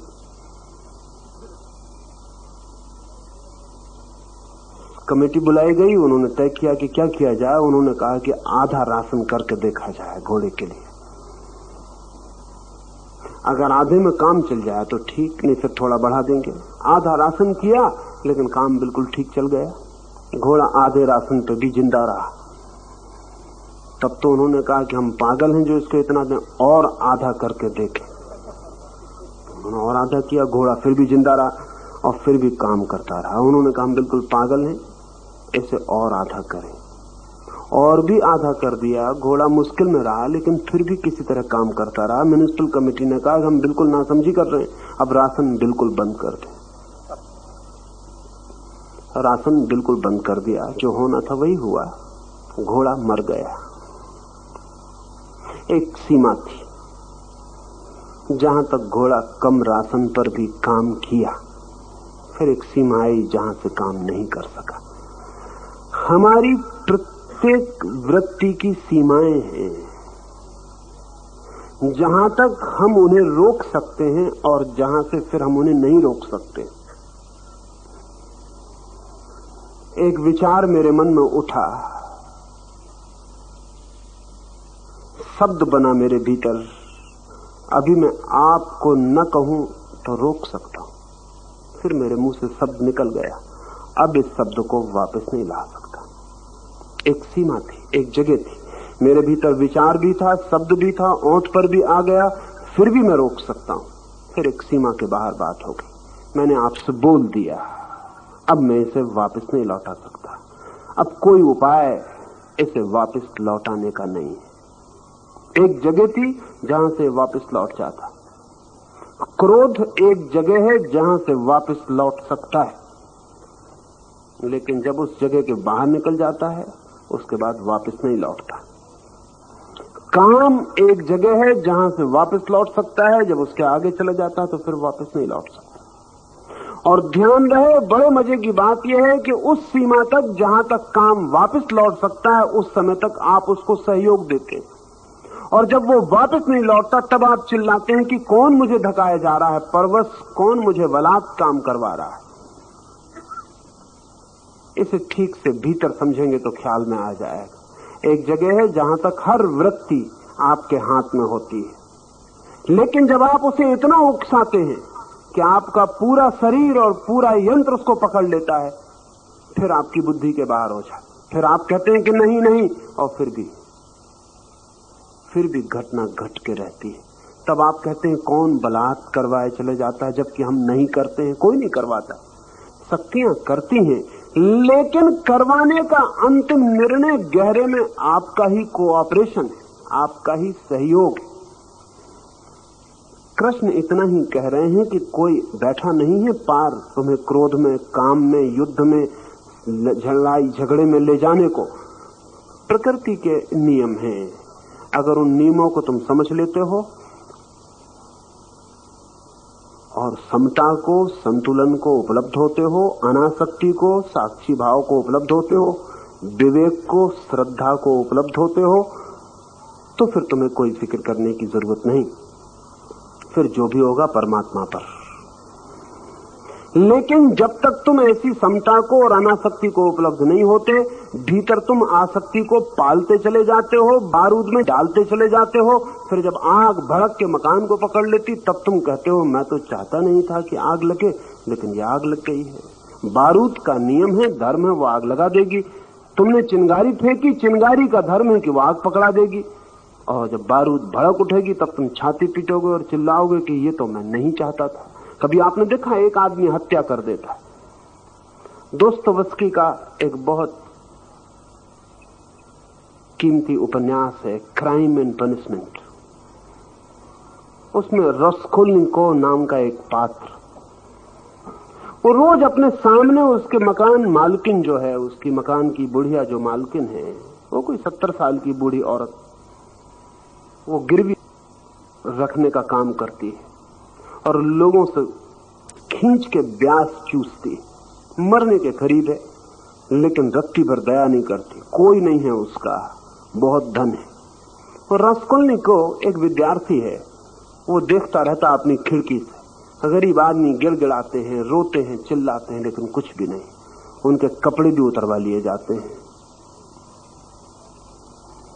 कोई दया नहीं, कोई ममता नहीं। कई बार उसके मन में होता है इस बुढ़िया को कोई मार क्यों नहीं डालता, इसके होने की कोई जरूरत ही क्या है, ये मर भी जाए तो हर्ज क्या है, ये मर जाए तो सैकड़ों लोग जो उसके चक्कर में फंसे हैं वो मुक्त हो जाएं। गरीब किसान, गरीब मजदूर, गरीब लोग, विधवा औरतें, बीमार आदमी, वो सब उससे ब्याज पर रुपया ले लेते हैं। फिर वो कभी चुकता नहीं, उनकी चीजें भी चुक जाती हैं और उनको अदालत में मुकदमे भी चलते हैं, सजाएं भी हो जाती हैं। रोज यही काम। वो कई बार सोचता है कोई इसकी गर्दन क्यों नहीं दबा देता, और बहुत बार उसके हाथ खुद भिज जाते हैं कि गर्दन दबा दूं। फिर वो सोचता है कि मुझे क्या मतलब, और मैं क्यों दबाऊं, और मेरा क्या बिगाड़ा। फिर वो बात भूल जाता है। फिर ऐसे वर्षों चलता रहा। फिर एक दिन उसे भी फीस भरनी है और घर से पैसे नहीं आए, तो अपनी घड़ी रखने उस बुढ़िया के पास गया। सांझ का वक्त है, उसने घड़ी बुढ़िया को दी। बुढ़िया ठीक से देख नहीं सकती, 70 साल उसकी उम्र है। वो खिड़की के पास घड़ी को ले जाके देखती है रोशनी में कि ठीक है या नहीं, कितने पैसे दिए जा सकते हैं। अचानक बस रस्कोल्निकोव को क्या हुआ कि उसने जाकर उसकी गर्दन दबा दी। उसे पता ही नहीं चला कब ये हुआ। गर्दन जब दब गई और जब उसके हाथ में उसकी नसें उभर आई और खून उसके मुंह से गिरने लगा, तब वो घबराया कि ये मैंने क्या कर दिया। वो बुढ़िया नीचे गिर पड़ी, तब उसे पता चला ये तो मैंने हत्या कर दी। तब वो भागा और तब वो रात भर अपने बिस्तर में सोचता है कि मैं उसकी हत्या कैसे कर दिया। परवश जो अर्जुन कह रहा है कि जैसे बलात् कोई धक्का दे, तो वो कहता कौन मेरे ऊपर सवार हो गया, कोई भूत, कोई प्रेत, क्या हुआ, मैंने हत्या क्यों कर दी, किसने मुझसे हत्या करवा दी, कौन शैतान मेरे पीछे पड़ा? कोई उसके पीछे नहीं पड़ा है। 2 साल तक उसने सोचा, तैयारी की, 2 साल तक उसने शक्तियों को रस दिया, 2 साल तक हाथ भींचे, 2 साल तक मन में क्रोध का जहर फैलाया, वो सब तैयार हो गया। बीज बोते वक्त किसको पता चलता है कि वृक्ष निकलेगा? बीज बोते वक्त किसको पता चलता है कि इतना बड़ा वृक्ष पैदा होगा? फिर बलात् वृक्ष पैदा हो जाता है, पर बीज हम ही बोते हैं। बीज छोटा होता है, दिखाई भी नहीं पड़ता। मन में क्रोध के बीज बोते हैं, काम के बीज बोते हैं, फिर शक्तियां पकड़ लेती हैं, फिर वो 3 शक्तियां अपना काम शुरू कर देती हैं। आपने बीज बोया, जमीन काम शुरू कर देती, पानी काम शुरू कर देता है, रोशनी काम शुरू कर देती, सूरज की किरणें आके बीज को बड़ा करने लगती। आप हैरान होंगे कि जमीन बहुत कम काम करती है। अभी एक वैज्ञानिक ने प्रयोग किया, नाप तौल के प्रयोग किया कि एक बट वृक्ष को लगाया एक गमले में, बड़े गमले में, नाप तौल के बिल्कुल, इतनी मिट्टी, इतना गमले का वजन, इतने वृक्ष के बीज का वजन, सब नाप तौल के लगाया। फिर वृक्ष बहुत बड़ा हो गया। फिर उसने वृक्ष पूरा का पूरा निकाल लिया और फिर नापा, तो जितना कोई 200 सेर का गमला उसने रखा था, उसमें केवल 4 सेर की कमी हुई, 4 सेर कुल। और वृक्ष को नापा, तोला, तो वो तो कोई 280 सेर निकला वृक्ष, और कुल 4 सेर की कमी हुई मिट्टी में। और उस वैज्ञानिक का ख्याल है कि वो 4 सेर भी वृक्ष ने नहीं लिए, वो भी हवा भी आती है, तूफान भी आता है, मिट्टी उड़ भी जाती है, पानी में बह भी जाती। 4 सेर, इतना बड़ा वृक्ष कहां से आ गया? सूरज भी दे रहा है, हवाएं भी दे रही हैं, पानी भी दे रहा है, जमीन भी दे रही है, चारों तरफ से पूरा काज़माज उसको दे रहा है। एक छोटे से बीज को आपने बो दिया, फिर सारी दुनिया की ताकत उसको दे रही और वो बड़ा हो रहा है। आपने इधर क्रोध का बीज बोया, सारी दुनिया से क्रोध को साथ देने वाली ताकतें, तमस की, इनर्शिया की ताकतें आपकी तरफ बहनी शुरू हो जाएंगी। आपने प्रेम बोया, सारी तरफ से दुनिया से शुभ शक्तियां आपकी तरफ बहनी शुरू हो जाएंगी। आपने साक्षी भाव निर्मित किया, दुनिया की सारी ताकतें आपके लिए बैलेंस में हो जाएंगी। कोई आपकी तरफ नहीं बहेगा, कोई आपके बाहर नहीं बहेगा, सब चीजें सम हो जाएंगी, ठहर जाएंगी। तो कृष्ण कहते हैं न तो कोई शैतान, न कोई परमात्मा, ये 3 शक्तियां हैं अर्जुन। और तू जिसका बीज बो देता है अपने भीतर, वही। आचार्य जी, तीनों गुणों से चलने वाली सृष्टि ईश्वर ने बनाई। तमस गुण मनुष्य की प्रकृति में ईश्वर ने दिया, उसके पीछे क्या उद्देश्य ईश्वर का है? ईश्वर का कोई उद्देश्य नहीं होता। उद्देश्य की भाषा सदा मनुष्य की है। उद्देश्य तो उसका होता है जिसे भविष्य में कुछ पाना हो।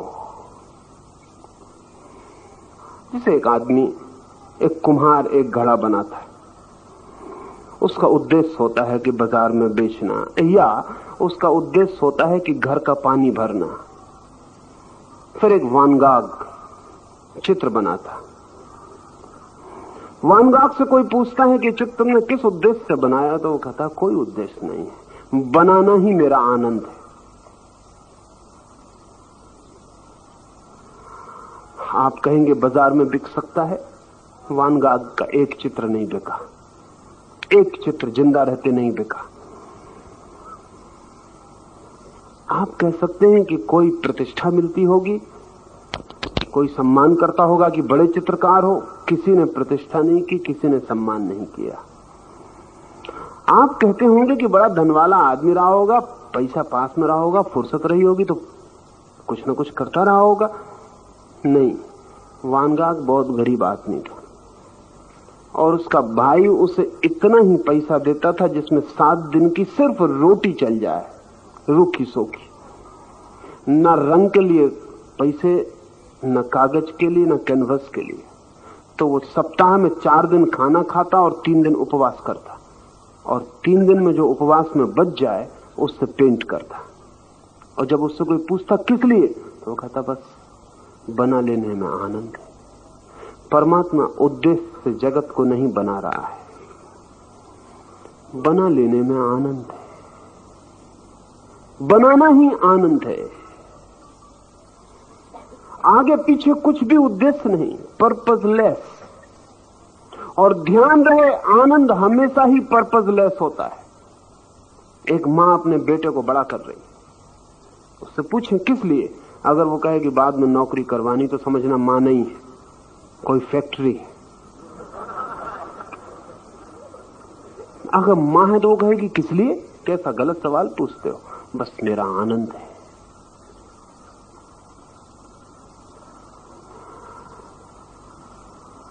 परमात्मा के लिए सृष्टि आनंद है, उसका आनंद कृत्य है, इसलिए उद्देश्य तो कोई नहीं। हाँ, लेकिन ये सवाल फिर भी संगत है, आदमी में तमस क्यों रखता है? असल में हम तमस शब्द को सदा ही गलत अर्थों में लेते रहे। हम समझते हैं तमस कोई बुरी चीज। तमस बुरी नहीं है, तमस अपने आप में बुरी चीज नहीं है। हां, तमस में ही पूरी तरह भर जाना बुरा है। तमस अपने आप में बुरा नहीं है, जहर भी अपने आप में बुरा नहीं है। और कभी तो बीमारी में दवा का काम करता है। कहें कि जहर क्यों बनाया परमात्मा ने, एक आदमी जहर खा के मर जाए, आप कहें कि ये जिम्मेदार परमात्मा, जहर क्यों बनाया? न बनाता परमात्मा, ना ये आदमी खाता।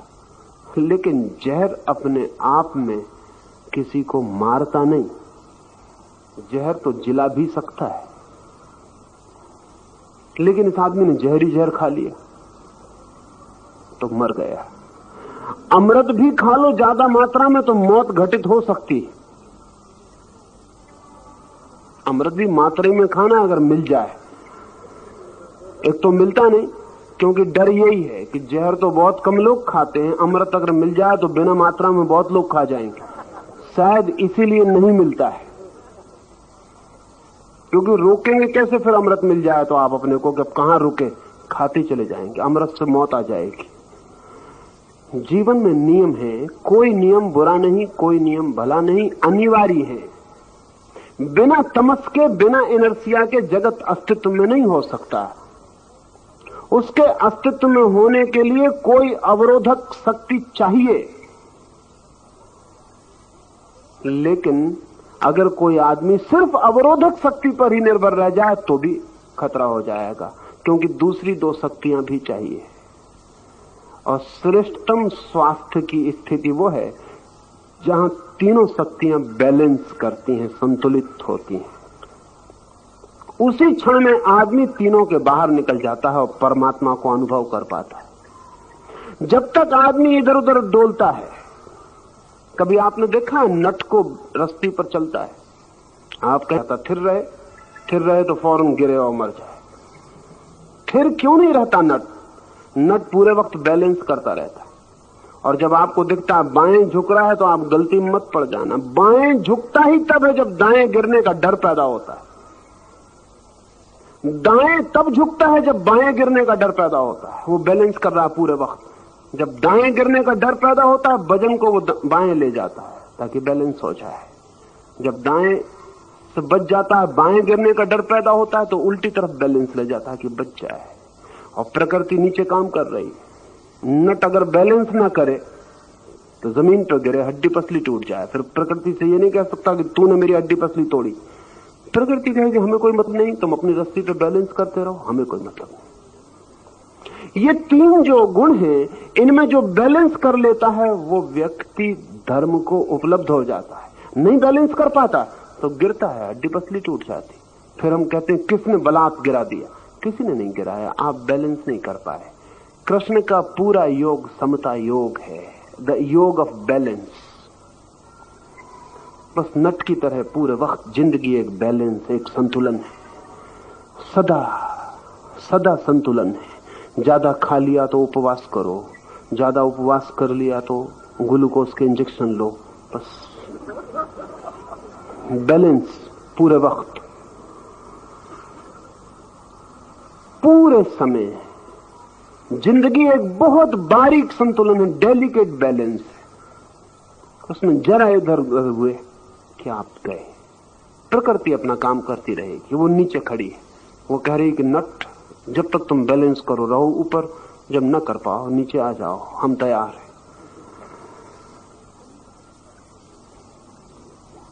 अनिवार्य तत्व हैं 3, उससे कम नहीं हो सकते। 3 के बिना सृष्टि खो जाएगी, इसलिए वो हैं। लेकिन तमस में आप गिरे इसलिए नहीं। आप तमस के द्वारा रजस को साधते रहें।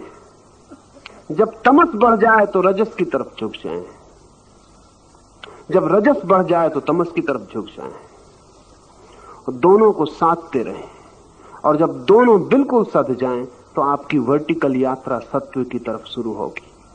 फिर तीनों के बीच साधना पड़ेगा, वो और भी गहरी कीमिया है। 2 के बीच साधना बहुत आसान, 2 के बीच साधेंगे तो सत्व में उठ जाएंगे। साधु उसे कहते हैं जो सत्व में पहुंच गया, जिसने 2 को साध लिया। जो तमस और रजस के बीच संतुलित हो गया उसका नाम साधु। जो रजस, तमस और सत्व तीनों के बीच सध गया उसका नाम संत। वो बहुत अलग बात है। जब तीनों के बीच कोई साधता है तो सेंटर पे पहुंच जाता है, ट्रायंगल के, और वो सेंटर ही द्वार है ट्रायंगल का। 3 शक्तियों के बीच में वो स्पेस, खाली जगह है जहां से व्यक्ति परमात्मा में, ब्रह्म में प्रवेश कर जाता है। लेकिन ये धीरे धीरे हम बात करेंगे तो ख्याल में आएगी। पहले साधु बने, 2 के बीच साधे, फिर संत बने, 3 के बीच साधे, और जिस दिन 3 के बीच सधा उस दिन बनना बंद हो जाता, उसी दिन परमात्मा में प्रवेश हो जाता। उस दिन प्रकृति के तीनों गुणों के बाहर आदमी हो जाता। इसलिए प्रकृति है त्रिगुणा और परमात्मा है त्रिगुणातीत, वो तीनों के बाहर है। शेष कल बात करेंगे।